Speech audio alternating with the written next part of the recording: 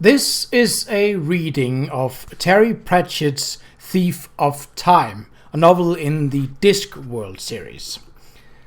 There will be names and locations in this that I might not pronounce correctly. I am not a native English speaker, and this is very much a fantasy novel. So, who says how pronunciation is correct or not? According to the first scroll of When the Eternally Surprised, Wen stepped out of the cave where he had received enlightenment and into the dawning light of the first day of the rest of his life. He stared at the rising sun for some time because he had never seen it before. He prodded with a sandal the dozing form of Clotpool the apprentice and said, "I have seen, and now I understand." Then he stopped and looked at the thing next to Clotpool. "What is that amazing thing?" he said. It's a tree, master," said Clotpool, still not quite awake. "Remember? It was there yesterday." "There was no yesterday." I think there was, master," said Clotpool, struggling to his feet. "Remember, we came up here, I cooked a meal and had the rind off your sklang because you didn't want it." "I remember yesterday," said Wynne thoughtfully, "but the memory is in my head now. Was yesterday real, or is it only the memory that is real? Truly, yesterday I was not born." Clotpool's face became a mask of agonized incomprehension. "Dear stupid Clotpool, I have learned everything," said Wen. "In the cup of the hand there is no past, and there is no future. There is only now. There is no time but the present, and we have a great deal to do." Clotpool hesitated. There was something new about his master. There was a glow in his eyes, and when he moved, there were strange silvery blue lights in the air like reflections from liquid mirrors. "She has told me everything," Wen went on. "I know that time was made for men, not the other way around. I have learned how to shape it and how to bend it. I know how to make a moment last forever because it already has. And I can teach these skills even to you, Clotpool. I've heard the heartbeat of the universe. I know the answers to many questions. Ask me." The apprentice gave him a bleary look. It was early in the morning. That was the only thing that he currently knew for sure. What does master want for breakfast?" he said. Wen looked down from their camp and across the snow fields and purple mountains to the golden daylight creating the world and mused upon certain aspects of humanity. "Ah," he said, "one of the difficult ones. For something to exist, it has to be observed. For something to exist, it has to have a position in time and space. And this explains why 9/10 of the math of the universe is completely unaccounted for. 9/10 of the universe is the knowledge of the position and direction of everything in the other 10th. Every atom has its biography, every star its file, every chemical exchange its equivalent of the inspector with a clipboard. It is unaccounted for because it is doing the accounting for the rest of it, and you cannot see the back of your own head. Except in very small universes, of course. 9/10 of the universe, in fact, is the paperwork. And if you want the story, then remember that a story does not unwind, it weaves. Events that start in different places and different times all bear down on that one tiny point in space-time, which is the perfect moment. Suppose an emperor was persuaded to wear a new suit of clothes whose material was so fine to the common eye the clothes weren't even there. And suppose a little boy pointed out this fact in a loud, clear voice. Then you have the story of the emperor who had no clothes. But if you knew a bit more, it would be the story of a boy who got a well-deserved thrashing from his dad for being rude to royalty and was locked up. Or the story of the whole crowd that was rounded up by the guards and told this didn't happen, okay? Does anyone want to argue? Or it could be the story of how a whole kingdom suddenly saw the benefits of the new clothes and developed an enthusiasm for healthy sports, mostly involving very big beach balls. in a lively and refreshing atmosphere that gets many new adherents every year, which led to a recession caused by the collapse of the conventional clothing industry entirely. It could even be a story about the great pneumonia epidemic of '09. It all depends on how much you know. Suppose you watched the slow accretion of snow over thousands of years as it was compressed and pushed over the deep rock until the glacier carved its icebergs into the sea, and you watched an iceberg drift out through the chilly waters, and you got to know its cargo of happy polar bears and seals as they looked forward to a brave new life in the other hemisphere where they say the ice floes are lined with crunchy penguins, and then wham! Tragedy loomed in the shape of thousands of tons of unaccountably floating iron and an exciting soundtrack. You'd want to know the whole story. And this one starts with discs. This is the desk of a professional. It is clear that their job is also their life. There are human touches, but they are human touches that strict usage allows in a chilly world of duty and routine. Mostly they're on the only piece of real color in the picture of blacks and greys. It's a coffee mug. Someone, somewhere, wanted to make it a jolly mug. It bears a rather unconvincing picture of a teddy bear and the legend "to the world's greatest granddad." And the slight change in the style of lettering on the word granddad makes it clear that this has come from one of those stalls that have hundreds of mugs just like these, declaring that they are for the world's greatest granddad, dad, mum, granny, uncle, aunt, blank. Only someone whose life contains very little else one feels would treasure a piece of gimcrackery like this. It currently holds tea with a single slice of lemon. The bleak desktop also contains a paper knife in the shape of a scythe and a number of hourglasses. Death picks up the mug in a skeletal hand and took a sip, pausing only to look again at the wording he'd seen thousands of times before, and then put it down. "Very well," he said in tones of funeral bells. "Show me." The last item on the desktop was a mechanical contrivance. Contrivance was exactly the right kind of word for it. Most of it was 2 discs. One was horizontal and contained a circlet of very small squares of what would prove to actually be a carpet. The other was set vertically and had a large number of arms, each one which held a very small slice of buttered toast. Each slice was set so that it could spin freely as the turning of the wheel brought it down toward the carpet disc. "I believe I am beginning to get the idea," said Death. The small figure by the machine saluted smartly and beamed as if a rat skull could beam. It pulled a pair of goggles over its eye sockets, hitched up its robe, and clambered into the machine. Death was never quite sure why he allowed the death of rats to have an independent existence. After all, being death meant being death of everything, including rodents. But perhaps everyone needs a tiny part of themselves that can, metaphorically speaking, be allowed to run naked in the rain. Quite an overrated activity, if you were to ask Death. To think unthinkable thoughts, to hide in corners and spy on the world, to do the forbidden but enjoyable deeds. Slowly, the death of rats pushed the treadles. The wheels began to spin. "Exciting, eh?" said a hoarse voice by Death's ear. It belonged to Quoth the Raven, who had attached himself to the household as the death of rats, personal transport, and crony. He was, he always said, only in it for the eyeballs. The carpets began to turn. The tiny toasties slapped down, sometimes with a buttery squelch, sometimes without.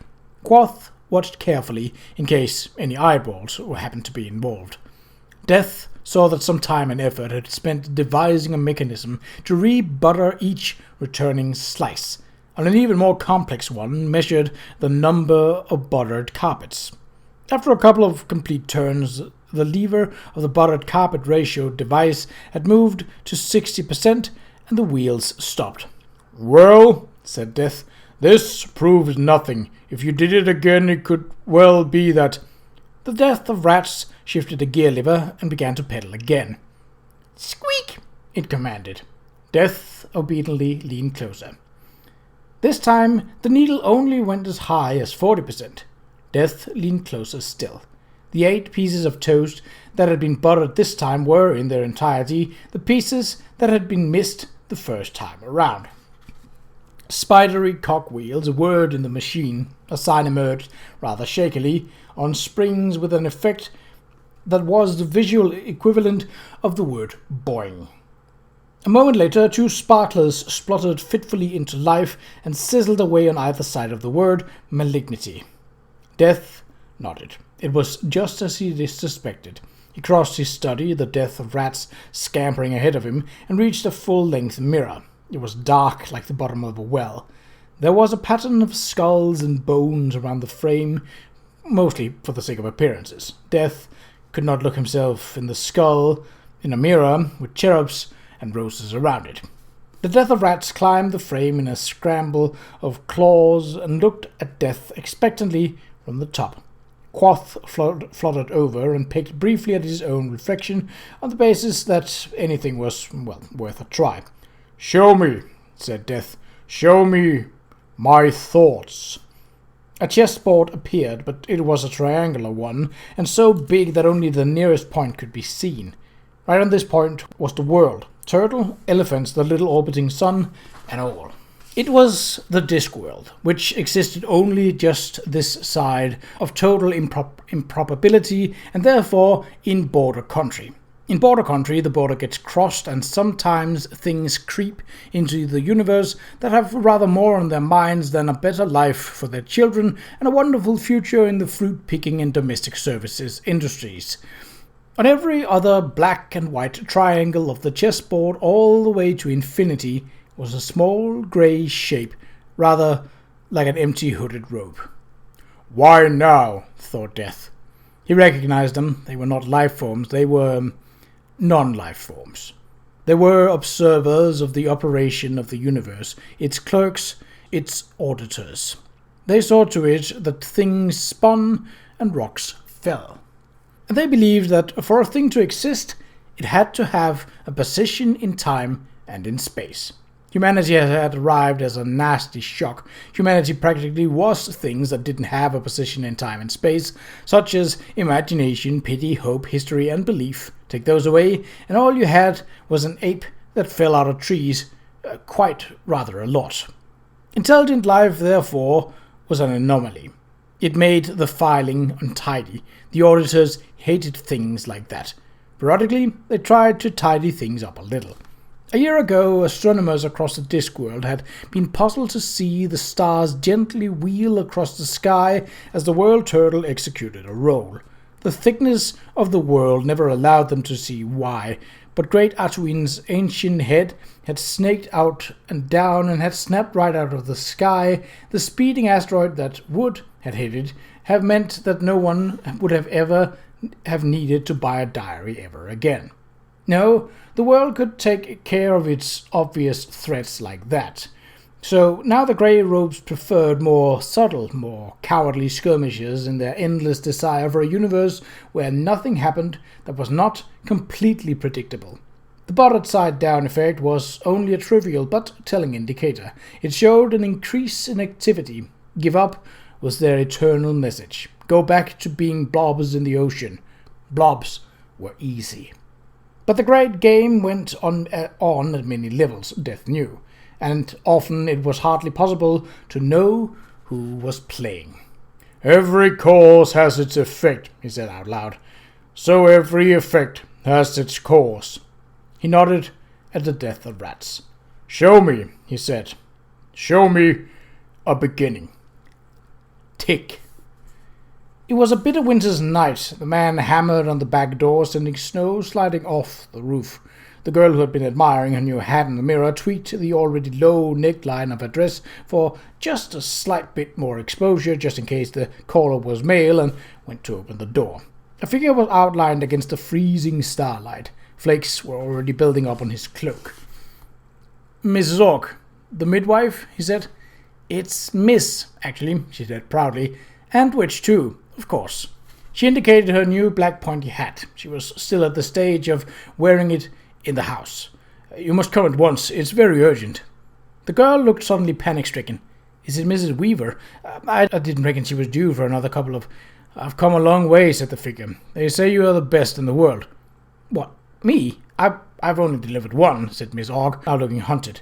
Biddy Spective is a lot more experienced than me, and old Minnie Forthright. Mrs. Weaver was going to be my first solo because she's built like a wardrobe. I do beg your pardon, I will not trespass further on your time. The stranger retreated into the flake-speckled shadows. Hello? Said Mrs. Ogg. Hello? But there was nothing there except footprints, which, oddly enough, stopped in the middle of the snow-covered path. Tick. There was a hammering on the door. Miss Ogg put down the child that had been sitting on her knee and went and raised the latch. A dark figure stood outlined against the warm summer evening. I didn't know anyone was... I've come a long way, said the figure. Mrs. Ogg paused. There was something in the way he had pronounced long. And now she could see that the whiteness on the cloak was snow melting fast. A faint memory stirred. Well now, she said, because she'd learned a lot in the last 20 years or so. That as may be, and I'll always do the best I can. Ask anyone, but I wouldn't say I'm the best, always learning something new. That's me.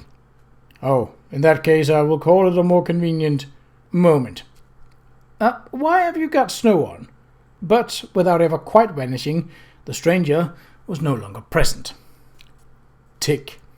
There was a hammering on the door. Nanny Ogg carefully put down her brandy nightcap and stared at the wall for a moment. Now a lifetime of edge witchery had honed senses that most people never really knew they had, and something in her head went click. An edge witch is one who makes her living on the edges, in that moment when boundary conditions apply, between life and death, light and dark, good and evil, and, most dangerously of all, today and tomorrow. On the hob, the kettle for her hot water bottle was just coming to boil. She laid down her pipe, got up, and opened the door on this springtime midnight. You've come a long way, I'm thinking, she said, showing no surprise at the dark figure. That is true, Mrs. Ogg. Everyone who knows me now called me Nanny. She looked down at the melting snow dripping off the cloak. It hadn't snowed up here for at least a month.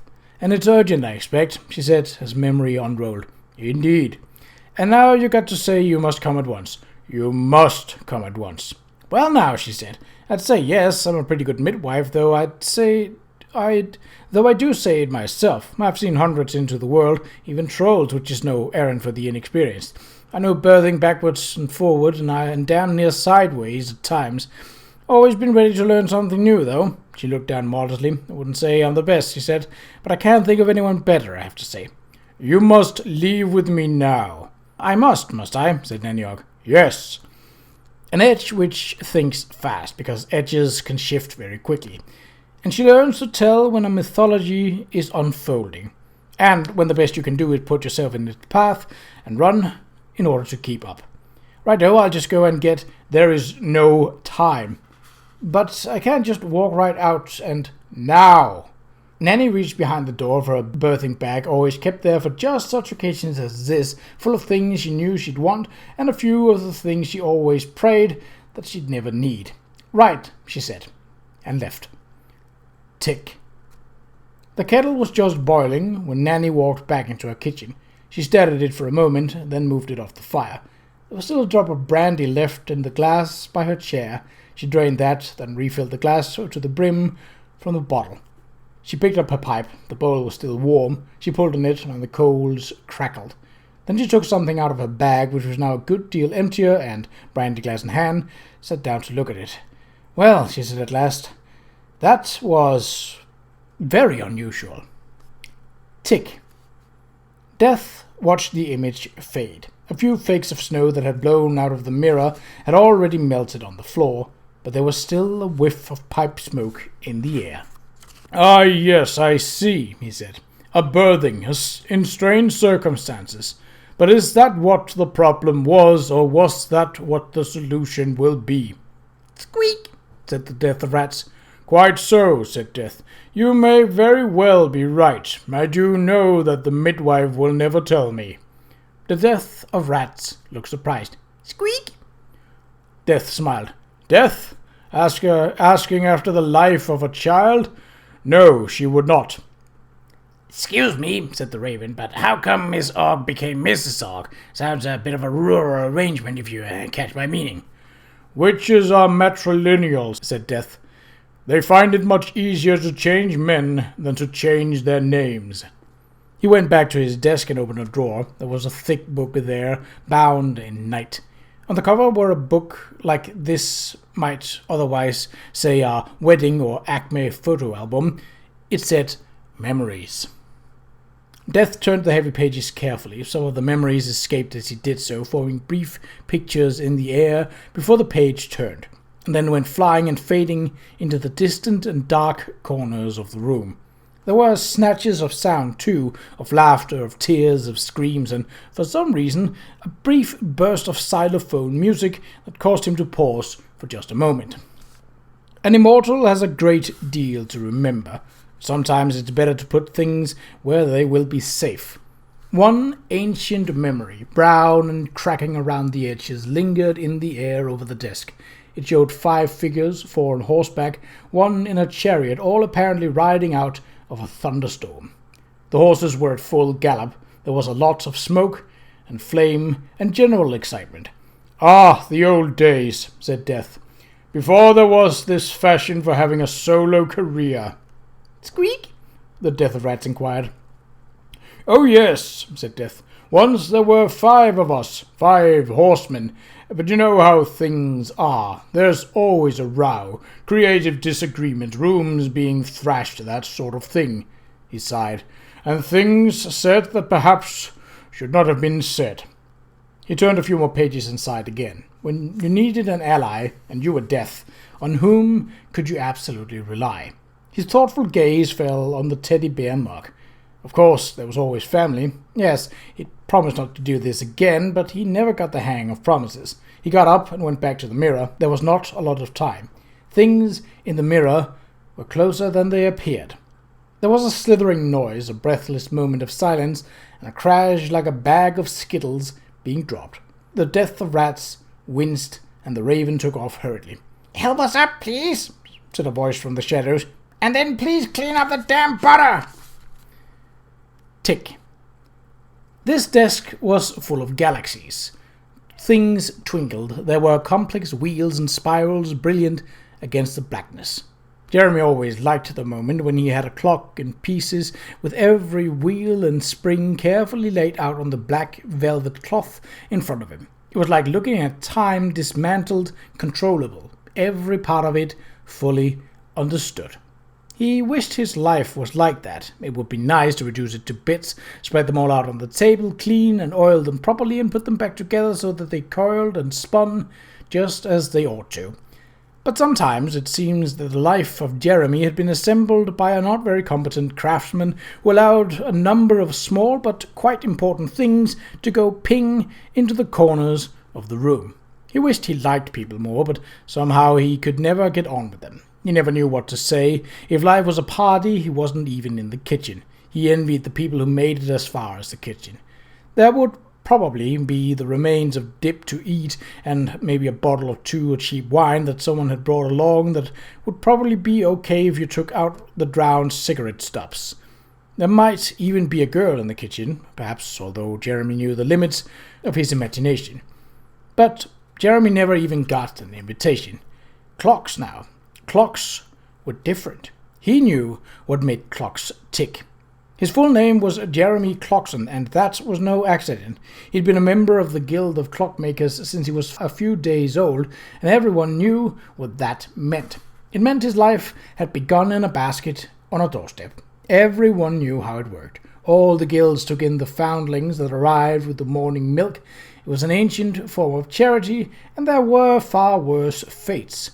The orphans got a life and an upbringing of a sort, and a trade and a future and a name.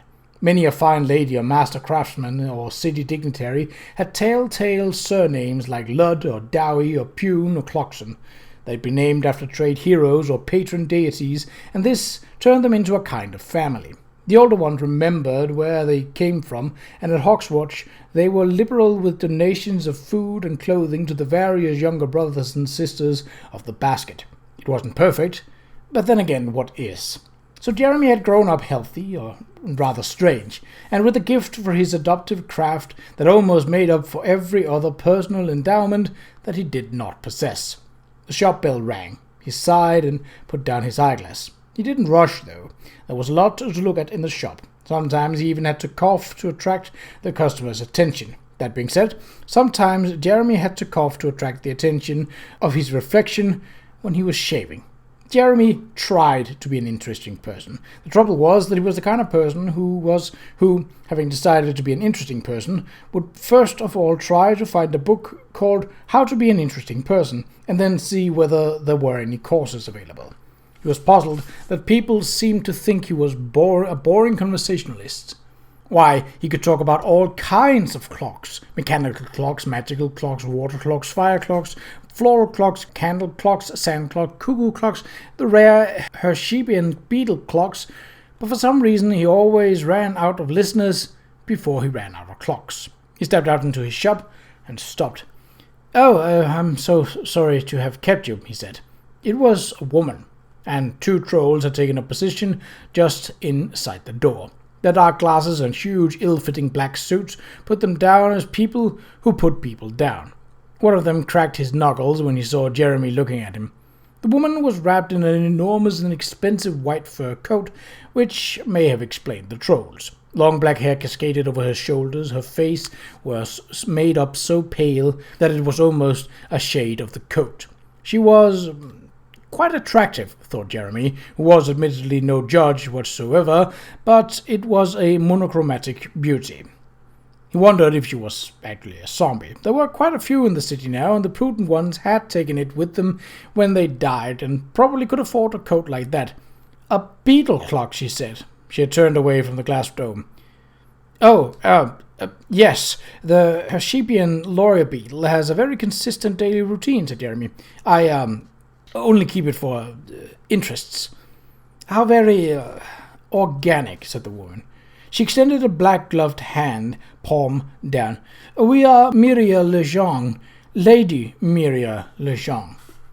Jeremy obediently held out a hand. Patient men at the Clockmakers Guild had spent a long time teaching him how to relate to people before giving it up in despair, but some things had arguably stuck. Her ladyship looked at the waiting hand. Finally, one of the trolls lumbered over. "The lady does not shake hands," it said in a reverberating whisper. "She are not a tactile kind of person." "Oh," said Jeremy.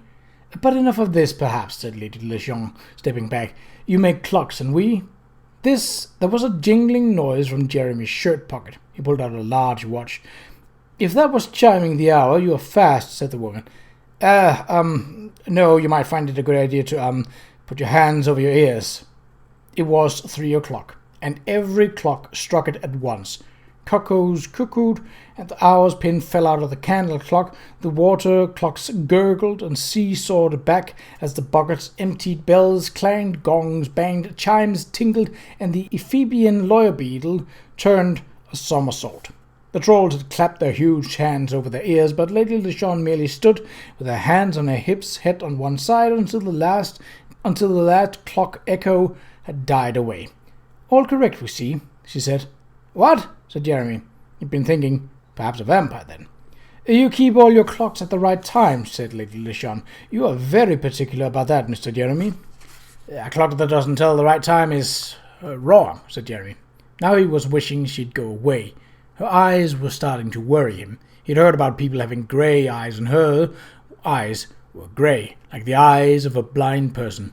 But she was looking at him, and it felt like almost through him. "Yes, there was a little bit of trouble over that, wasn't there?" said Lady Lejeune. I don't know what you're... At the Clockmakers Guild? Williamson, who kept his clock 5 minutes fast. And you... "I am much better now," said Jeremy stiffly. "I have medicine. The guild was very kind. And now please go away." "Mr. Jeremy, we want you to build us a clock that is accurate." "All my clocks are accurate," said Jeremy, staring at his feet. He wasn't due to take his medicine for another 5 hours and 17 minutes, but he was feeling the need for it now. "And now I must ask, how accurate are your clocks?" "Better than a second in 11 months," said Jeremy promptly. "That is very good." "Yes." It had been very good. That was why the guild had been so understanding. Genius is always allowed some leeway once the hammer has been pried from its hands and the blood has been cleaned up. We want much better accuracy than that. That can't be done. Oh, you mean you can't do it? No, I can't, and if I can't, then nor can any other clockmaker in the city. I'd know about it if they could. So Proud, are you sure? I'd know, and he would. He'd know for certain. The candle clocks and the water clocks, they were toys, which he kept out of a sort of respect for the early days of timekeeping. And even then, he'd spent weeks experimenting with waxes and buckets, and it turned out primitive clocks that you could, well, very nearly set your watch by.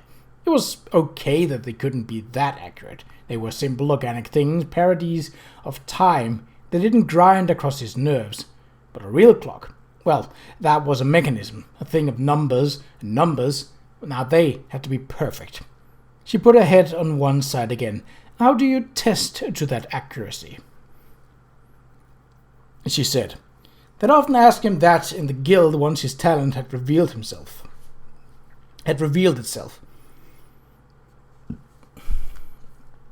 He hadn't been able to answer the question then either because it didn't